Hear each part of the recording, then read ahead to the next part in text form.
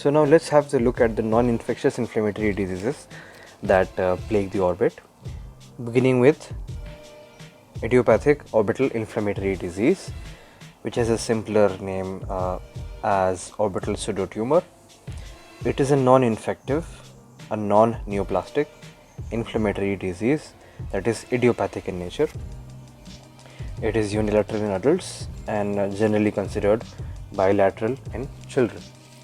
The diagnosis for idiopathic orbital inflammatory disease or pseudotumor, which are both the same things, can be done with the subacute redness, pain and swelling as a presentation, with fever since it's being an infectious presentation, and a mild ophthalmoplegia, and there could be an optic nerve dysfunction also, which may or may not be there due to an compressive element also present.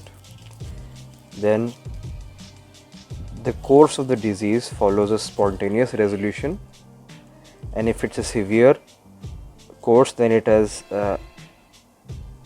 might have a frozen orbit. Investigations can be looking at the loss of definition around the orbit. Biopsy can be done to rule out any other neoplasias. Then to rule out systemic autoimmune disorders, also investigations can be done. Observation is part of the treatment.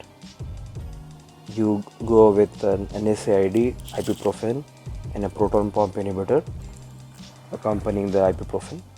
Systemic steroids are only after the diagnosis has been confirmed.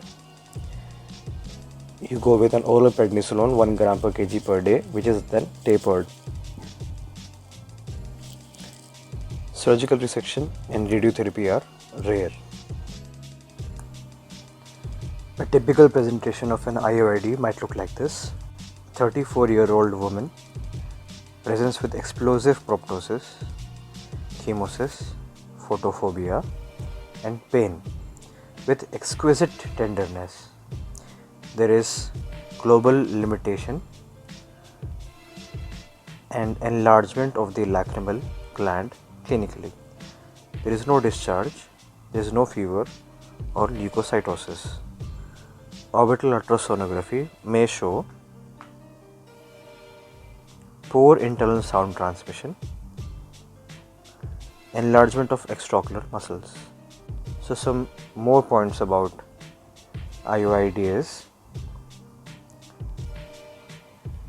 they include all of the following except peripheral ulcerative keratitis. So it could be they have a dacryoadenitis which affects the lacrimal gland. Then you have an extraocular myositis which affects the muscles, a periscleritis and an optic perineuritis. Whereas a peripheral ulcerative keratitis is not included since it does not affect the cornea. Which of the following are features of sclerosing orbital pseudotumors? It has an insidious onset. It is steroid resistant if it's a sclerosing orbital pseudotumor. They are generally diagnosed as an orbital neoplasm wrongly, and plain is a less prominent complaint as compared to a normal pseudotumor cerebri. Orbital pseudotumor, I meant to say. The lack of pain is a prominent symptom which contributes to the insidious progress of this condition and the possibility of misdiagnosis as a neoplasm. Its tendency to be diagnosed at a later stage when fibrosis has already occurred may contribute to the diminished response to steroids. So the diminished response to steroids is because of there is a lesser pain relatively as compared to a normal orbital pseudotumor. You tend to find the disease at a very later stage, which sorts of gives it steroid resistance by that time. So which of the following regarding orbital pseudotumor biopsy true? Comparing with orbital lymphomas, the lesions are relatively hypercellular. This is true about orbital pseudotumor biopsies. So microscopic specimen of involved extraocular muscle could be indistinguishable from that of Graves' ophthalmopathy. It looks exactly like Graves' ophthalmopathy on microscopic examination. The presence of many eosinophils in an adult's biopsy may suggest the presence of underlying systemic vasculitis. So these 3 points are true regarding orbital pseudotumor. The inflammatory infiltrate is polymorphous and may include neutrophils. Graves' myositis looks identical to orbital pseudotumor. Unlike Graves' ophthalmopathy, pseudotumor can and commonly does involve the muscle tendons as well as their insertions along with posterior tenon fascia. So while a Graves' ophthalmopathy might not involve the tendons and their insertions along with the posterior tenon fascia, if it's a pseudotumor, you will have the muscle tendons, their insertions and their posterior tenon fascia also involved. So that does it for IOID. Now very quickly, let's just go over rhino-orbital mucormycosis. Mucormycosis is a rare, aggressive and often fatal infection caused by a fungi of the family Mucorrhaceae. It typically affects patients with diabetic ketoacidosis or immunosuppression and is extremely rare in the immunocompetent. So this could be a key point where you can sort of distinguish between orbital mucormycosis and other orbital diseases. Infection is mainly acquired by the inhalation of spores, which give rise to an upper respiratory infection. Spread then occurs to the contiguous sinuses and subsequently to the orbit and brain. So the spread may go to the brain. Invasion of the blood vessels by the hyphae results in occlusive vasculitis. So the blood vessels are invaded by the fungal hyphae, which may cause an occlusive vasculitis with infarction of the orbital tissues. Symptoms are the gradual onset of facial and periorbital swelling. It might involve diplopia and also cause visual loss, as it might involve compressive optic neuropathy or the extraocular muscles. Signs are similar to a bacterial orbital cellulitis but tend to be less acute and with slower progression, it being a fungal infection. Infarction superimposed on septic necrosis is responsible for the classic black eschar that may develop on the palate, turbinates, nasal septum, skin and eyelids. So a black eschar, like we saw previously, is basically pathognomonic for a mucormycosis. So black eschar could be something that looks like this, generally seen on the eyelids, nasal septum also. It's defined as a dry scab that seems to be falling off, and it could be due to an underlying infection, an insect bite or due to a burn. Black eschars are generally pathognomonic for orbital phycomycosis or a mucormycosis. Now getting back to mucormycosis, the complications may include a retinal vascular occlusion, as we just saw, a multiple cranial nerve palsies and cerebrovascular occlusion if they involve the brain.